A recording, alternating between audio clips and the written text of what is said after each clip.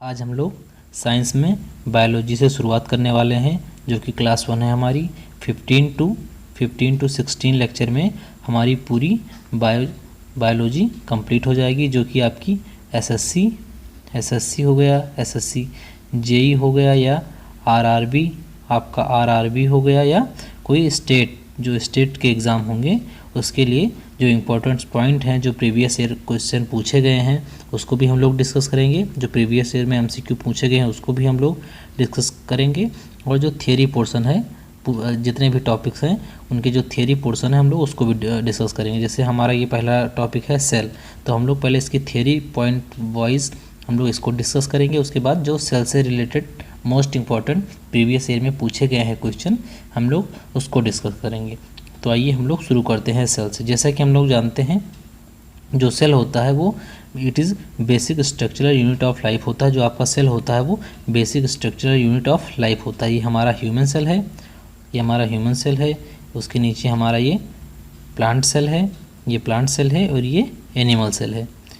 उसके बाद आइए हम और देखते हैं कि इसको डिस्कवर किसने किया था। तो इसमें भी बहुत टाइप के क्वेश्चन बनते हैं। सबसे पहला क्वेश्चन आपका बनता है डिस्कवर किसने किया था सेल को। तो first discovered by Robert Hooke 1665 में। रॉबर्ट हुक ने सबसे पहले सेल को डिस्कवर किया था 1665 में। सेल को रॉबर्ट हुक ने डिस्कवर किया था। उसके बाद सबसे स्मॉलेस्ट सेल कई बार पूछा गया है, तो सबसे स्मॉलेस्ट सेल जो होती है वो 0.1 to 0.5 माइक्रोमीटर बैक्टीरिया के रूप में पाई जाती है। उसके बाद सबसे लार्जेस्ट भी कई बार पूछा गया है। लार्जेस्ट सेल, तो लार्जेस्ट सेल जो सबसे लार्जेस्ट सेल होती है उसका मेजरमेंट होता है 170 to 130 mm एग ऑस्ट्रिच। शुतुरमुर्ग का जो अंडा होता है वो सबसे लार्जेस्ट सेल है, जिसका की डायमेंशन होता है 170 to 130 mm। उसके बाद कई बार ये भी पूछा गया है अमीबा अपना फूड कैसे एक्वायर करता है। तो अमीबा अपना फूड एंडोसाइटोसिस के थ्रू अमीबा अपना फूड एक्वायर करता है। उसके बाद कई बार पूछा गया है कि सेल वॉल कहाँ प्रेजेंट होती है। तो cell wall present in plant cell. और जो है स्टडी होती है जो सेल की, उसे क्या कहते हैं। तो स्टडी ऑफ सेल को हम लोग साइटोलॉजी बोलते हैं। उसके बाद कई बार ये भी पूछा गया है आपका लुइनहॉक के बारे में। तो लुइनहॉक जो आपके थे, लुइनहॉक डिस्कवर्ड लिविंग सेल 1674। सबसे पहले इन्होंने लिविंग सेल को डिस्कवर किया था, और इन्होंने बैक्टीरिया और स्पर्म को भी डिस्कवर किया था, इसलिए इन्हें फादर ऑफ बैक्टीरियोलॉजी कहा गया है। तो कई बार क्वेश्चन पूछा जाता है एग्ज़ाम में कि फादर ऑफ बैक्टीरियोलॉजी कौन है। तो आपका रॉबर्ट हुक होगा और ल्यूइनहॉक होगा। तो आपको सबसे पहले ल्यूइनहॉक पे टिक लगाना है। तो ल्यूइनहॉक को क्या कहा गया है, फादर ऑफ बैक्टीरियोलॉजी, क्योंकि इन्होंने लिविंग सेल को भी डिस्कवर किया था और बैक्टीरिया और स्पर्म को भी इन्होंने डिस्कवर किया था। इसके बाद हमारा जो अगला पॉइंट बनता है वो है फादर ऑफ मॉडर्न साइटोलॉजी। तो जो मॉडर्न साइटोलॉजी के फादर कौन है। तो मॉडर्न साइटोलॉजी के जो फादर थे वो हैं A.K. शर्मा थे। ये एक इंडियन साइंटिस्ट थे। उसके बाद सेल थ्योरी किसने दी थी। तो जो सेल थ्योरी थी आपकी, वो सेडन ने बॉटनी के लिए दी थी और सहवान ने जियोलॉजी के लिए दी थी। ये भी कई बार पूछा गया है, वेरी इंपॉर्टेंट क्वेश्चन है ये भी कि सेल थ्योरी किसने दी थी। तो बॉटनी के लिए अगर पूछेगा तो सेडन आपको ऑप्शन में टिक करना है, अगर जियोलॉजी के लिए पूछेगा तो सहवान। उसके बाद आइए हम लोग अगला देखते हैं लेवल ऑर्गेनाइजेशन। जो लेवल ऑर्गेनाइजेशन होता है उसकी शुरुआत कैसे होती है। तो सबसे पहले हमारा एटम बना, उसके बाद मॉलिक्यूल बनता है, उसके बाद सेल बनता है, फिर टिश्यू बनता है, फिर ऑर्गन बनता है, फिर सिस्टम बनता है, फिर बॉडी बनती है, फिर कम्युनिटी, बॉडी से कम्युनिटी बनती है, उसके बाद पॉपुलेशन, फिर इकोसिस्टम, उसके बाद बायोस्फीयर। तो एटम से लेकर बायोस्फीयर तक का जो जर्नी होती है उसे हम लोग लेवल ऑर्गेनाइजेशन बोलते हैं। उसके बाद हम लोग देखते हैं सेल के बारे में कुछ और पढ़ते हैं कि टाइप कितनी होती है। तो जो सेल होती है आपकी वो 2 टाइप की होती है। एक होती है प्रोकार्योटिक सेल जो कि यूनिसेलुलर होती है, और दूसरा होता है यूरोकैरियोटिक सेल जो मल्टी सेलुलर होती है। तो जो प्रोकार्योटिक सेल है यूनिसेलुलर जो होती है उसके अंदर डिफिनिट न्यूक्लियस नहीं होता है। Cell that have no definite nucleus, इसके अंदर कोई डिफिनिट न्यूक्लियस नहीं होता है प्रोकार्योटिक सेल में। एग्जाम्पल के तौर पर bacteria, blue and green algae. फिर cell membrane is absent this cell, और सेल मेम्ब्रेन जो आपका होता है वो भी एब्सेंट होता है प्रोकार्योटिक सेल में। इसका कोई डेफिनेट न्यूक्लियस भी नहीं होता है, ये यूनिसेलुलर होता है और सेल मेम्ब्रेन जो है वो आपका एब्सेंट होता है प्रोकार्योटिक सेल में। उसके बाद जो यूरोकार्योटिक सेल है सेकंड आपका वो मल्टी सेलुलर होता है, इसके अंदर अपना डेफिनेट न्यूक्लियस होता है, सेल विच है डेफिनेट न्यूक्लियस।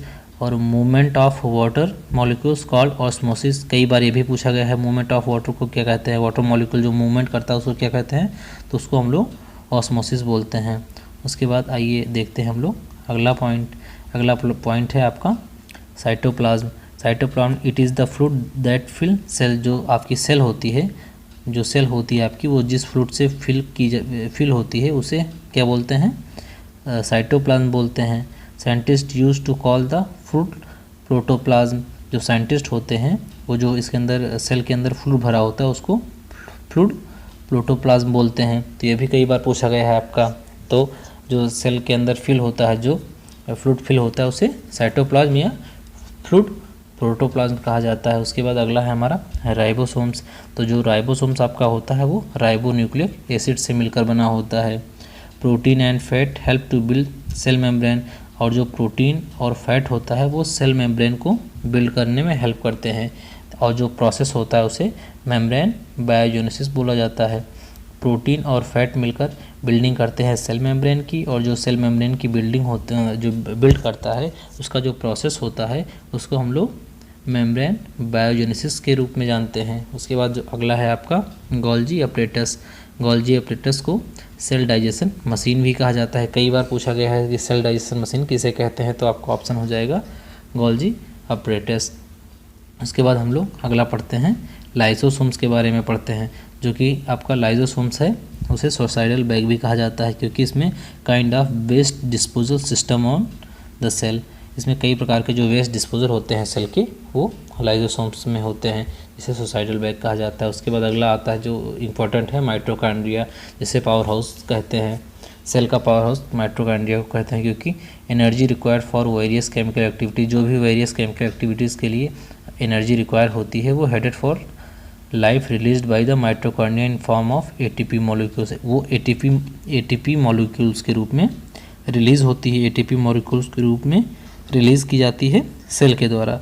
एटीपी का जो फुल फॉर्म होता है एडिनो ट्राईफॉस्फेट, ये कई बार पूछा गया है। और एटीपी को क्या कहते हैं, एटीपी को कहते हैं energy currency of cell, ATP को कहते हैं एनर्जी करेंसी ऑफ सेल। कई बार पूछा गया है कि एटीपी को और क्या कहते हैं, तो ऑप्शन में रहेगा एनर्जी करेंसी ऑफ सेल या कुछ और, तो आपको एनर्जी करेंसी ऑफ सेल पे लगाना है। और एटीपी का जो फुल फॉर्म पूछा जाएगा उसे एडिनोसाइन ट्राईफॉस्फेट।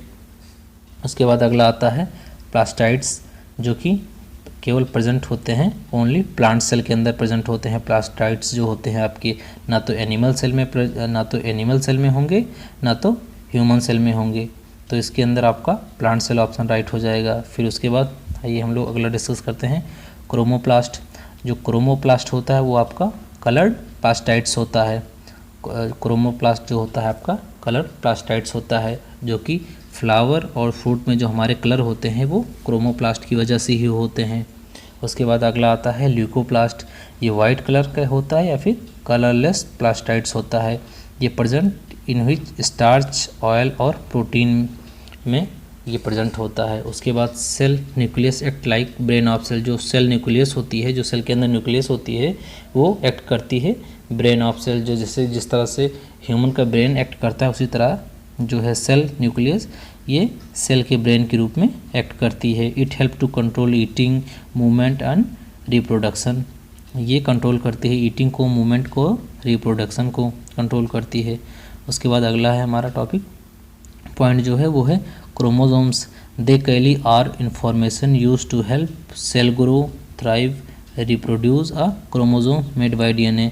तो इसके अंदर ये जो क्रोमोसोम्स आपका होता है ये हेल्प करता है सेल के ग्रोइंग में, रिप्रोडक्शन में, है, जो कि मेड बाय होता है डीएनए। जो क्रोमोसोम्स होता है आपका वो डीएनए से मिलकर बना होता है। ये भी कई बार पूछा गया है कि जो क्रोमोसोम्स आपका किससे मिलकर बना होता है, तो आपका ऑप्शन हो जाएगा डीएनए।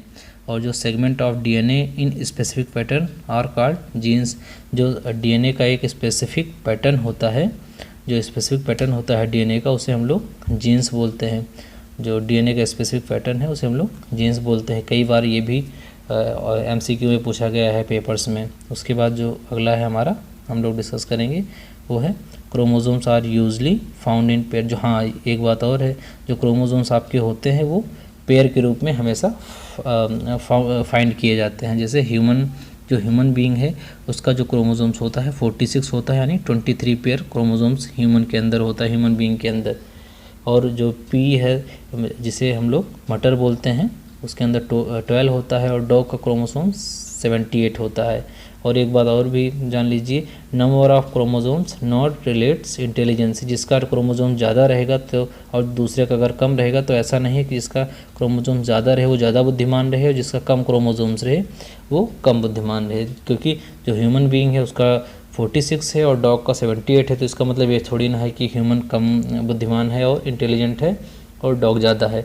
तो number of chromosomes not related to intelligency आपका अगर कहीं ट्रू फॉल्स में आ जाए तो ये आपका जो नॉट रिलेटेड टू इंटेलिजेंसी होगा वो आपका सही हो जाएगा। उसके बाद कुछ इंपॉर्टेंट पॉइंट और हैं छोटे छोटे जो सेल से रिलेटेड कई बार पेपर्स में पूछे जाते हैं, तो आइए हम लोग उसे भी डिस्कस करते हैं। तो nerve cell in animals are longest cell. जो नर्व सेल होती है एनिमल्स की वो लॉन्गेस्ट सेल होती है।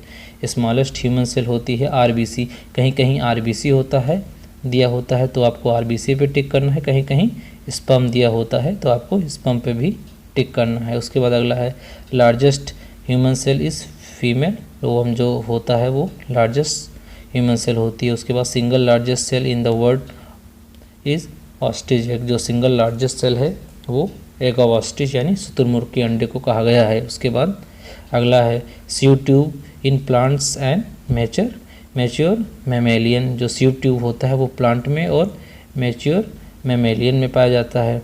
उसके बाद जो अगला है हमारा वो है red blood cell do not have a nucleus. जो आरबीसी होता है उसका कोई न्यूक्लियस नहीं होता है।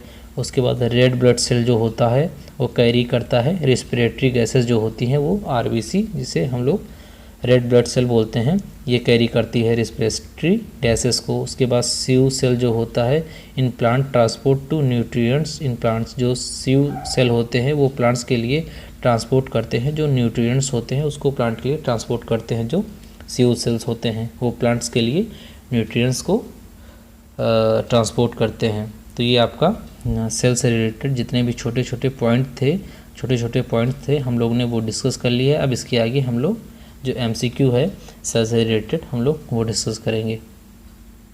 तो आइए फ्रेंड्स हम लोग सेल से रिलेटेड जो भी एमसीक्यू हैं, जो इम्पोर्टेंट एमसीक्यू हैं प्रीवियस ईयर पेपर्स में पूछे गए हैं, आइए हम लोग वो डिस्कस करते हैं। तो हमारा पहला क्वेश्चन है study of cell, its type, structure, function at its organelles are known as cell biology.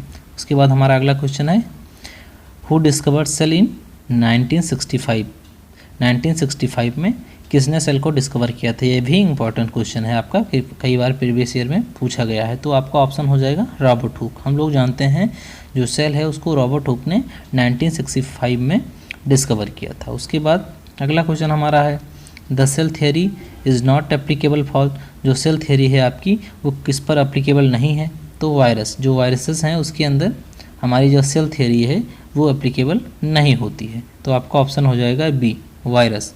उसके बाद हमारा अगला है which of the following was given cell theory. जो सेल थियरी थी उसको किसने दिया था? तो सेहडवान एंड सेहडन ने, एक लोग ने जियोलॉजी के लिए दिया था, एक लोग ने बॉटनी के लिए सेल थियरी दिया था। तो ऑप्शन आपका सी राइट हो जाएगा। उसके बाद हमारा अगला क्वेश्चन है the study of structure composition of cell is called. जो जिसके अंदर स्टडी की जाती है सेल के स्ट्रक्चर और कंपोजिशन की, उसे हम लोग क्या कहते हैं? उसे हम लोग साइटोलॉजी बोलते हैं, क्योंकि स्टडी जो भी स्टडी सेल के बारे में की जाती है वो साइटोलॉजी के अंदर की जाती है। उसके बाद हमारा अगला क्वेश्चन बनता है who discovered nucleus in 1831। Nucleus को किसने डिस्कवर किया था 1831 में? तो आपका ऑप्शन हो जाएगा रॉबर्ट ब्राउन। रॉबर्ट ब्राउन ने न्यूक्लियस को डिस्कवर किया था 1831 में। उसके बाद अगला हमारा क्वेश्चन बनता है the element that present in protoplasm. कौन सा एलिमेंट है जो प्रोटोप्लाज्म में प्रेजेंट होता है? तो आपका ऑप्शन नंबर बी हो जाएगा राइट। इसके अंदर कार्बन, हाइड्रोजन, नाइट्रोजन और ऑक्सीजन प्रेजेंट होता है प्रोटोप्लाज्म में। उसके बाद हमारा अगला क्वेश्चन बनता है which of the following cell organelles is absent in animal cell. कौन सा ऐसा सेल ऑर्गेनल है जो एब्सेंट होता है एनिमल सेल में, एब्सेंट होता है but present in plant cell, present होता है प्लांट सेल के अंदर प्रेजेंट होता है। जो सेल वॉल होती है आपकी वो एनिमल्स में प्रेजेंट नहीं होती है और प्लांट्स में प्रेजेंट होती है। तो आपका ऑप्शन ए हो जाएगा सेल वॉल। उसके बाद हमारा अगला क्वेश्चन है cell wall is mainly composed of. जो सेल वॉल होती है आपकी वो मेनली किससे बनी होती है, किससे कंपोज्ड होती है। तो आपका ऑप्शन सी हो जाएगा सेल्यूलोज। उसके बाद हमारा अगला क्वेश्चन है which of the following cell organelles is called digestive bag. कौन सा फॉलोइंग सेल ऑर्गेनल है जिसे डाइजेस्टिव बैग कहा जाता है। तो आपका ऑप्शन बी हो जाएगा लाइजोसोम्स। लाइजोसोम्स ऐसा सेल ऑर्गेनल है जिसे हम लोग डाइजेस्टिव बैग बोलते हैं। उसके बाद हमारा अगला क्वेश्चन है which of the following cell organelles does not contain DNA. Which of the following cell organelles does not contain DNA. तो लाइजोसोम्स आपका डीएनए कंटेन नहीं करता है। तो ऑप्शन ए आपका हो जाएगा लाइजोसोम्स। उसके बाद हमारा अगला क्वेश्चन है which of the following cell organelle is called power house of cell. Power house of cell किसे कहते हैं, तो माइटोकॉन्ड्रिया को कहते हैं। ये जो जितने भी सेल के अंदर केमिकल एक्टिविटीज़ होती हैं, सेल के अंदर जितने भी केमिकल एक्टिविटीज़ होती हैं उसके लिए एनर्जी प्रोवाइड कराता है। एनर्जी प्रोवाइड कराता है इन फॉर्म ऑफ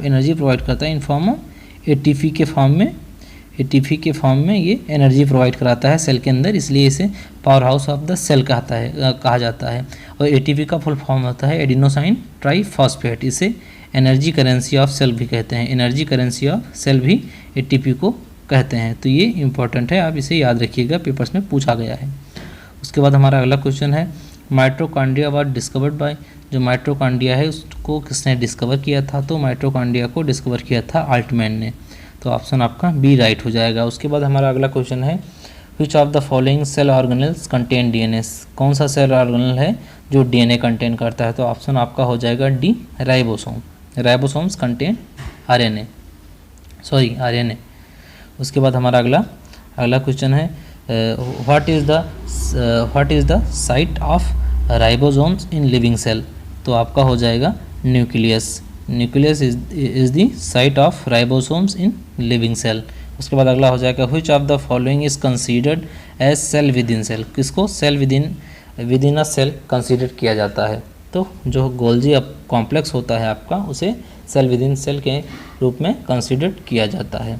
उसके बाद हमारा अगला ऑप्शन है वो है which of the following cell organelles present in animal cell. Present होता है एनिमल सेल में but not present in plant cell. कौन सा ऐसा सेल ऑर्गेनल है जो प्रेजेंट होता है एनिमल सेल में बट प्रेजेंट नहीं होता है प्लांट सेल में। तो आपका ऑप्शन हो जाएगा सेंट्रोसोम्स बी, जो कि प्रेजेंट होता है एनिमल सेल में लेकिन प्लांट सेल में प्रेजेंट नहीं होता है। उसके बाद अगला है which of the following cell organelles is present in plant cell. जो प्लांट सेल के अंदर प्रेजेंट हो और एनिमल सेल के अंदर प्रेजेंट ना हो, एब्सेंट हो। तो ऑप्शन आपका हो जाएगा सी क्रोमोप्लास्ट एंड प्लास्टाइड्स। ये प्रेजेंट होता है प्लांट सेल में और एनिमल सेल में प्रेजेंट नहीं होता है। उसके बाद हमारा अगला क्वेश्चन है which of the following statement is true about chromosomes. कौन सा स्टेटमेंट है जो क्रोमोसोम्स के रूप के परिप्रेक्ष्य में राइट है, ट्रू है। तो पहला है chromosomes are present within a nucleus. ये भी आपका राइट है। उसके बाद it contains genes and help in inheritance in और transfer of character from parent to next generation. ये भी आपका राइट है। उसके बाद अगला है it made up of DNA in form of chromatin material and protein. ये भी आपका सही है। तो यानी आपका तीनों ऑप्शन राइट है।